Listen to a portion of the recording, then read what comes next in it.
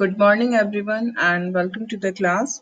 Yesterday, we started the chapter Judiciary, and under this chapter, we have discussed about the independence of judiciary. First of all, what do we mean by the independence of judiciary?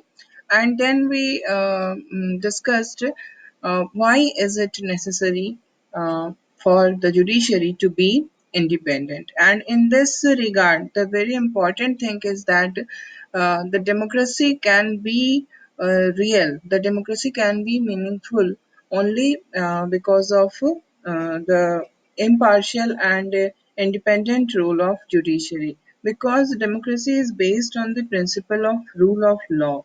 Rule of law, you must all these things should always there in your mind, that the rule of law is the supremacy of law. Law of the land is the supreme.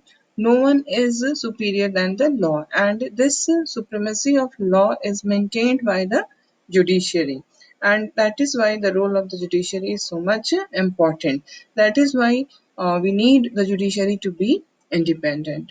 And then we were discussing about various provisions which were made in the constitution, which make provision for the independence of judiciary. And in this regard, we were discussing the appointment of the judges.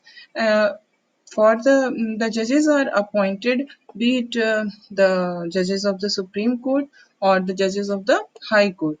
All the judges are appointed by the president, but the president act according to the aid and advice of the Council of Minister. So in a way, whatever is said that it is done by the president, it actually in actual practice, that is done by the prime minister with his cabinet. So, regarding the appointment of the judges, especially the Chief Justice of India, in this regard, what happened that a convention evolved in our country. And what is a convention? I told you earlier also, convention is uh, it's not written rule, it's a practice which evolves with the time. एक जिसको हम रीति रिवाज, जो हमारे political system में जो चलन हो जाता है, it's not written anywhere, but ऐसा ही होता है। ठीक है, तो दैट इज कॉल्ड कन्वेंशन। तो it has become with the passes of time, it became a convention that the senior most judge of the Supreme Court was appointed as the Chief Justice of India. So this was a convention. So this is the difference between a written rule and a convention. A convention can be broken, but a rule cannot be broken. If anyone breaks the rule, then there is legal authority behind the rule. But behind the convention, there is no legal authority, only moral authority is there. So, what happened in our country that two times in 1973 and in 1975, this convention was broken. And I told you the reason for the appointment of A.N. Ray as Chief Justice of India in 1973 by superseding three senior judges. What was the reason behind this appointment of A.N. Ray as Chief Justice? The reason was political, because the three senior judges delivered the verdict in Keswanand Bharti case, and that verdict of the Keswanand Bharti case went against the uh, government, because at that time, I told you earlier also when we were studying that fundamental rights, that there was a conflict like situation arose between the judiciary on the one hand, and the executive and parliament on the other hand. And because of this political reason, A.N. Rivas became chief justice. So this is the if this type of appointment is done by the government, then what happened that the independence of judiciary will be obstructed, because the judges will start thinking before delivering the judgment, that if they deliver a judgment against the government, then they may not be appointed as the chief justice. That will be a great setback for their career. So this type of examples are great obstruction in the way of independence of judiciary. So what happens that after that this matter came in the court. This became a legal issue कि how the CJI should be appointed, because our constitution is not clear regarding this. The constitution says that the president appoints the judges of the Supreme Court and High Court, and uh, the president will appoint the judges after consulting the CJI. Now, it is not clear from the words of the constitution that this consultation, what is meant by this consultation. Should the president is the president bounded to obey the advice of the CGI, or it is only advisory status? Matlab president is not bounded to accept the advice. So it was not clear. On the one hand, the president is supposed to act according to the aid and advice of the Council of Ministers. On the other hand, regarding the appointment of the judges of the Supreme Court and High Court, the Constitution is saying that the president should consult the CGI. So it was not clear. So what happened that this matter came up before the Supreme Court so many times between 1982 and 1998, and Supreme Court gave a verdict in this regard. Initially, the judgment of the court was that the role of the Chief Justice in the appointment of judges of the Supreme Court and High Court is purely consultative. Means the President will consult with the CGI of India, and this consultation is only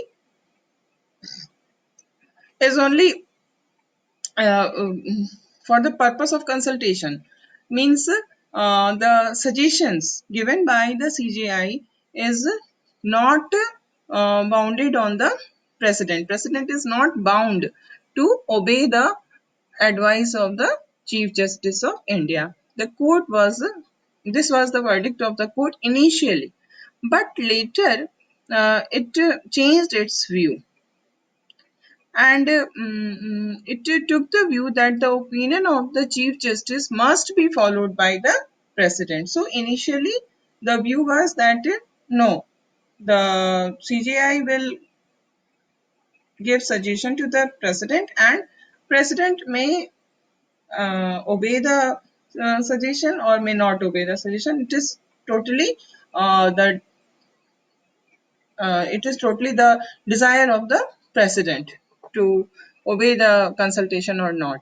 Then the court took the view that no, whatever Chief Justice is suggesting, and whatever is the opinion of the Chief Justice, that must be followed by the president. The president must follow the opinion of the Chief Justice. President must act according to the opinion of the Chief Justice. Okay, so then again ये दो बिल्कुल different चीजें पहले बोली गई कि पहले ये कहा गया कि नहीं, सीजीआई के बात को मानना जरूरी नहीं है. देन कहा गया नहीं, सीजीआई की जो भी ओपिनियन दे रही है उसको प्रेसिडेंट को फॉलो करना है.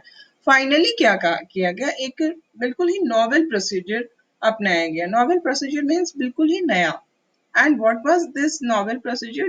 According to this novel procedure, it was suggested that Chief Justice of India will suggest the name of the persons who are to be appointed as the judges of the Supreme Court and High Court. But this recommendation of Chief Justice will not be his individual recommendation, but there will be a, a college will be formed of four senior most judges of the supreme court okay so four senior most जजेस का एक college बनेगा and then वो आपस में decide करेंगे okay okay? और तब वो जिनका नाम सजेस्ट करेंगे प्रेसिडेंट को the president should act according to that मतलब there will be advice of the council of minister also there will be advice of the chief justice of india also, and this advice of the chief justice of india is not the individual suggestion of the cgi but there will be a college of senior most four judges of the court okay so whatever recommendation is given by this college will have a weight जो भी ये recommendation देंगे ये जो four senior most जजेस की जो college बनी इसकी तरफ से जिनका भी नाम रेकमेंड किया जाएगा उसको ज्यादा इम्पोर्टेंस मिलेगा उसको ज्यादा वेट मिलेगा ठीक है so there should not be it is assumed that there should not be any kind of conflict between the advice of the cabinet and the recommendation of the college of the senior most four senior most judges of the supreme court but if there is conflict then it will be solved in a peaceful manner so it was decided that the that the decision of the group of senior judges of the Supreme Court carries great weight. You can see it here.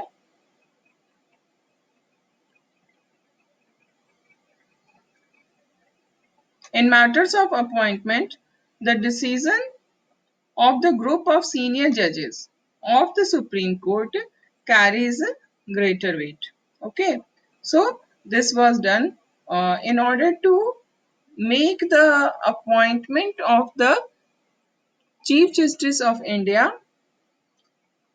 free from politics. Politics should not be involved with the appointment of the judges of the Supreme Court and High Court.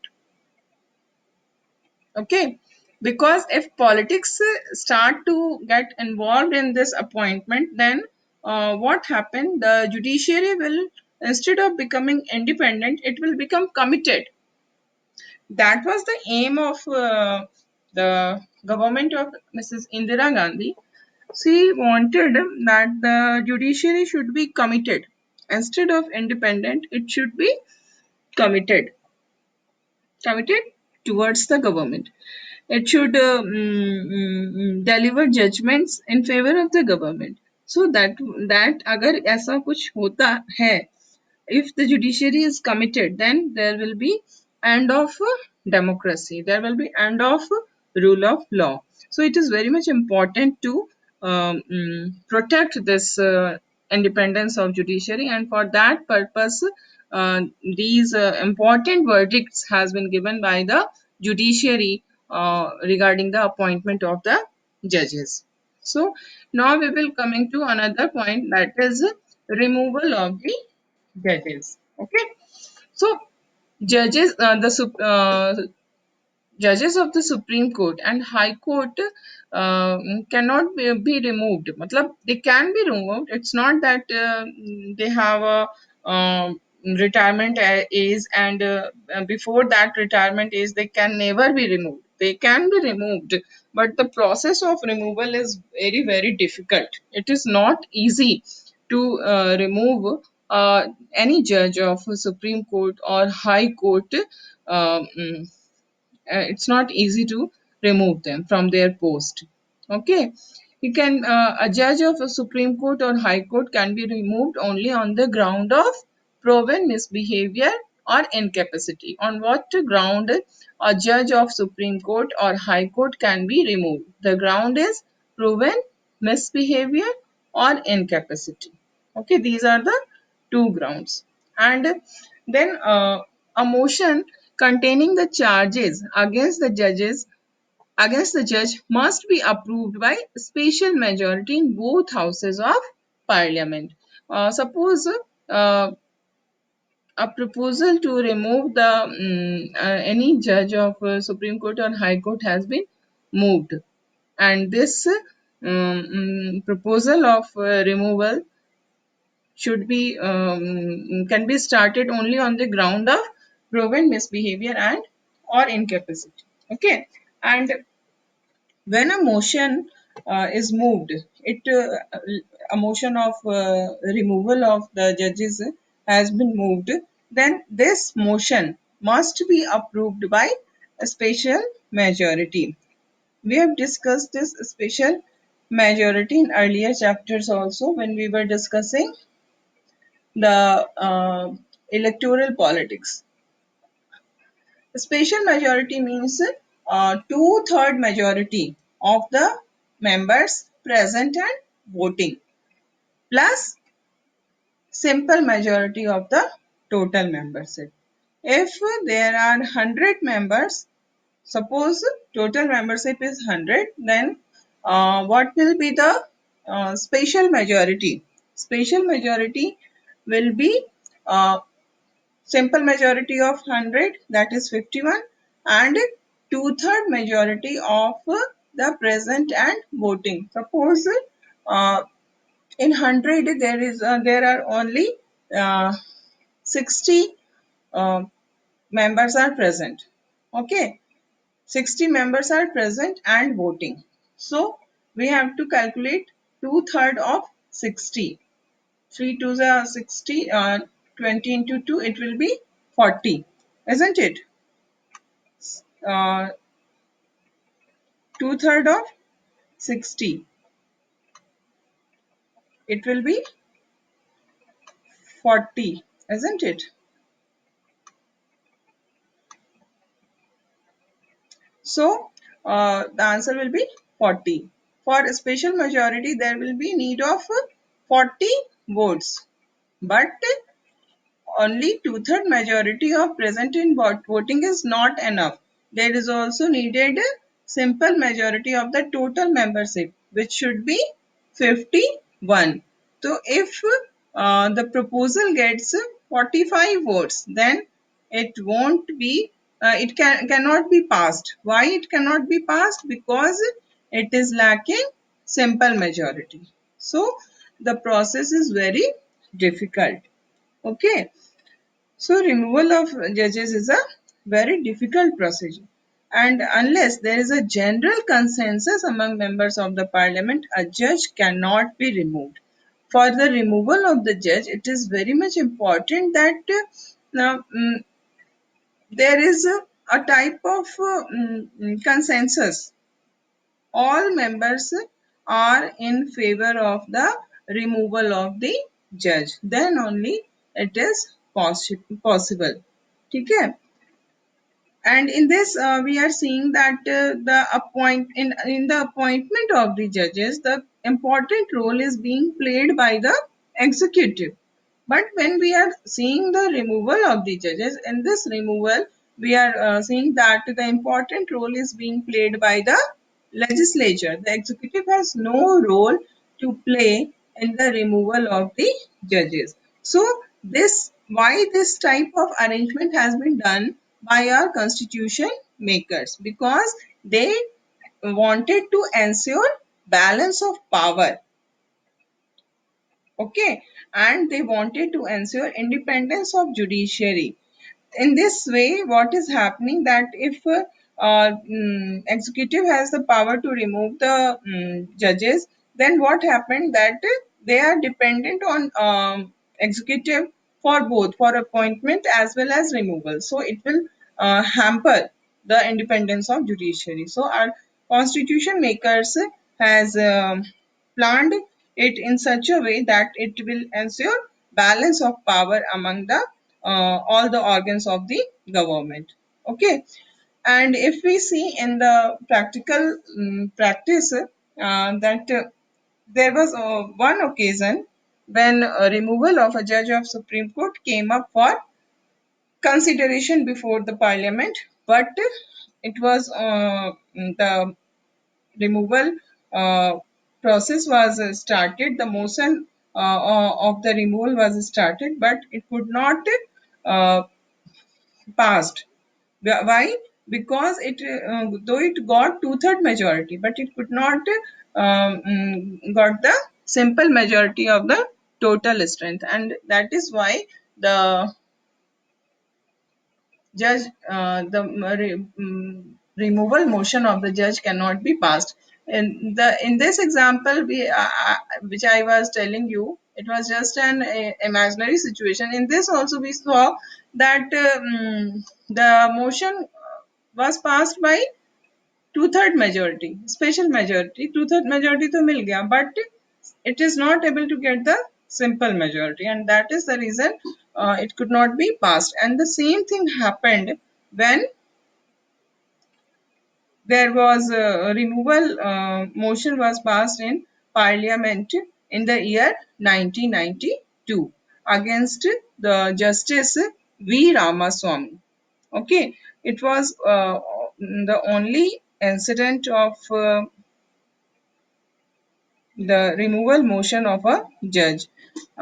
So in 1991, the first ever motion to remove a Supreme Court justice was signed by 108 members of the parliament. Okay, this motion was got the support of 108 members of the parliament. Justice V. Ramaswamy, during his tenure as Chief Justice of the Punjab and Haryana Court, was accused of misappropriating funds. He was, before becoming the Justice of Supreme Court, he was the Chief Justice of Punjab and Haryana High Court. And when he was Chief Justice of Punjab and Haryana, at that time he was accused of financial misappropriation was done by him. It was accused that he has done some financial irregularities. And in 1992, after Parliament has started the removal proceeding, a high profile inquiry commission consisting of judges of the Supreme Court found Justice V. Ramaswamy guilty of willful and gross misuse of power. So what happened? How this type of motion starts, and after the starting of the motion, what happens?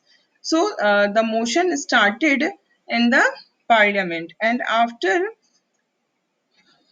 the parliament started the proceeding, what happened? A high profile inquiry commission was set up. And who was the member of this inquiry commission? The member of this inquiry commission were judges of the Supreme Court. Okay, and it was given assigned the duty to inquire into the charges which were leveled against V. Ramaswamy. Okay, so when the proceeding of removal started in the parliament, after that a high profile inquiry committee was set up, and the member of this high profile inquiry committee were judges of the Supreme Court. Okay, and this commission found V. Ramaswamy guilty of willful and gross misuse of office. V. Ramaswamy has misused his office. He was guilty of willful and gross misuse of office. Willfully, deliberately, he has misused the office. Okay, and moral turpitude by using public funds for private purposes and reckless disregard of statutory rules. So he has used the public fund for private purpose, and he has not paid any attention to the rules of the land. So this was the finding of the commission. And when he was serving as chief justice of when Ramaswamy was serving the chief justice as chief justice of Punjab and Haryana, all these charges were leveled against him at that time, and the commission found that these charges were true. Though the commission found that the charges which were leveled against him was true, still Ramaswamy could not be removed from his post because he could not get the removal motion could not get the required votes. Okay, so in actually what happened, the motion recommending his removal got the required two-third majority. Two-third majority it got. Two-third majority of what? Of present and voting. Okay, so in this what happened? The Congress party played a role. And what was the role? The Congress party abstained from voting. What do you mean by abstain? The members of the Congress party were present in the house, but they did not vote. And we have seen that when we see a special majority, we count to two-third of the present and voting. So the members who are present and the members who are present and voting, only those members are counted, and their two-third is required. So what the Congress party did, it abstained from voting in the house. So what happened, that the motion passed, it passed by the two-third majority. Two-third majority तो उसे मिल गई because Congress was abstained. तो number of जो present and voting people का number था वो कम हो गया, तो उसका two-third मिल गया. But simple majority, total membership का half जो है वो उसको नहीं मिल पाया. Okay, and because of this it could not be passed. तो हम देख रहे हैं कि it was proved, the commission which was set up to inquire into the charges which were against the judge. The commission found that he was guilty, and it was became very much clear to all that he was guilty. Still, he survived the motion because the process is so complex that it is not easy to remove a judge from his post. Now we will see the structure of the judiciary. India is a federal country. है ना? India has adopted federalism, and under federalism we know there is distribution of power between center and state. But we all know in your class 10th you must have it must be in your mind, you must be remembering that uh, our federalism is in favor of center. Our federalism distribute power between center and state in such a manner that the center is more powerful. And in the matters of court, in the structure of court, our constitution makers have not adopted the federal structure of the court. Under the federal structure, what happens that the states have separate courts. There is no integrated courts. The जैसे हमारी country में क्या है, all the high courts of the states perform their function, they work under the Supreme Court. They all are under the Supreme Court, and all the district courts, lower courts are under the high courts. So it's a type of integrated judiciary. We have an integrated judicial system in which the High Court is not a part of state government, but it is a part of judiciary, integrated judicial system. Okay, so in spite of adopting federal structure, our constitution makers adopted this integrated judicial system, and that is the reason that the courts of the states are not separate. They are integrated with the high court and the lower courts also. So the whole structure is integrated. At the lower level, there are lower courts which are known by different names in different places. District court, subordinate court, um, then civil courts. All these courts are at the lower level. Then after that, there is high courts at the state level, and after that there is Supreme Court. So we can see it, uh, the Supreme Court of India is at the head, then high courts are there, then district courts are there, and then subordinate courts are there. So we will discuss about it in detail in the next class.